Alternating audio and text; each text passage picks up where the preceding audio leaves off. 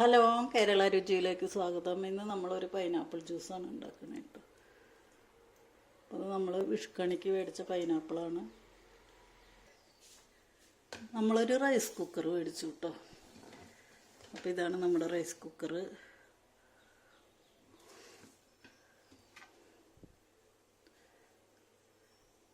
ഇത് ഓൺലൈനിലാണ് നമ്മൾ മേടിച്ചത് കേട്ടോ.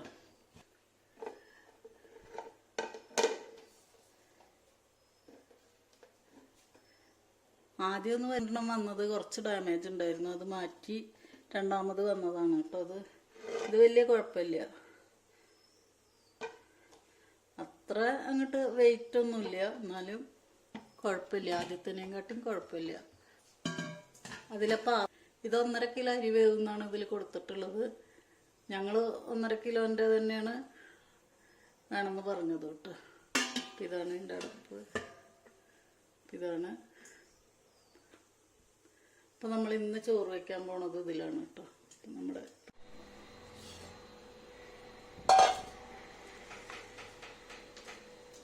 ഇത് പൈനാപ്പിളിൻ്റെ തോല് ചെത്താൻ കേട്ടോ.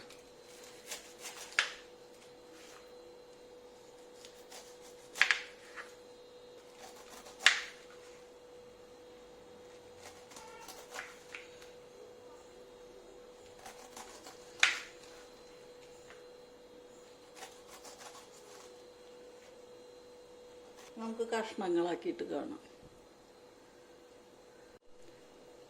നമുക്ക് ഈ നടുക്കിലെ സാധനം നമുക്ക് കളയാം കേട്ടോ. ഞാൻ കളയുന്നുള്ളൂ, ചിലവർ ഇതൊക്കെ ഇടും. നമുക്കിത് കളഞ്ഞെടുക്കാം. അപ്പം നമ്മൾ നന്നാക്കി വെച്ച പൈനാപ്പിളാണിത്. ഇത് നമുക്ക് മിക്സിയുടെ ജാറിലേക്ക് ഇട്ട് കൊടുക്കുക. നമുക്കിത് ജാറിലേക്ക് ഇട്ട് കൊടുക്കുക.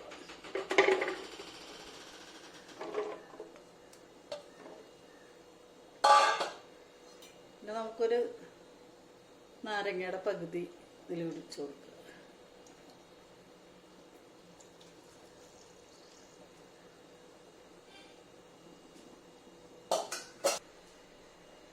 പിന്നെ ഒരു ലേശം പുതിനയുടെ ഇല ഇട്ട് കൊടുക്കുക കേട്ടോ.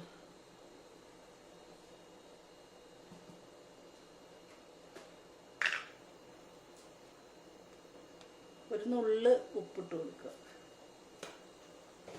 നമുക്കൊരു 6 ടീസ്പൂൺ പഞ്ചസാര ഇട്ട് കൊടുക്കുക. 2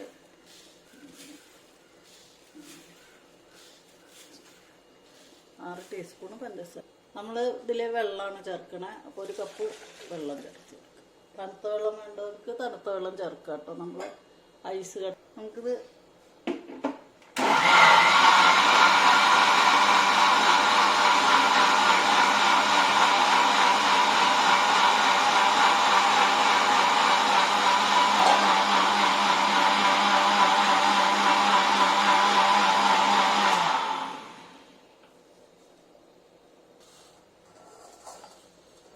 നമുക്കൊന്ന് അരിച്ചെടുക്കുക.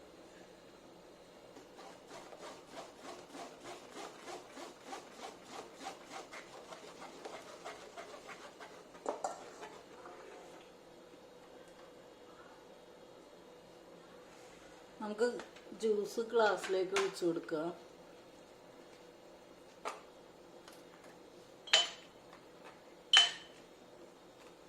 ഐസ് കട്ട ഇട്ട് കൊടുക്കുക.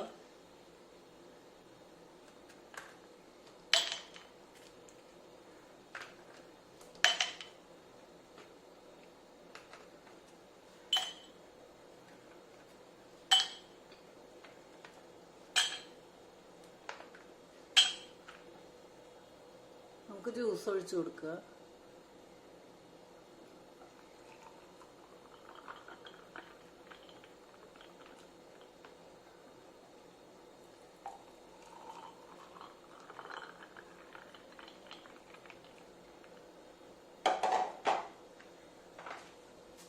അപ്പോൾ നമ്മുടെ പൈനാപ്പിൾ ജ്യൂസ് ഇവിടെ റെഡി ആയിട്ടുണ്ട്. ഇതാണ് നമ്മുടെ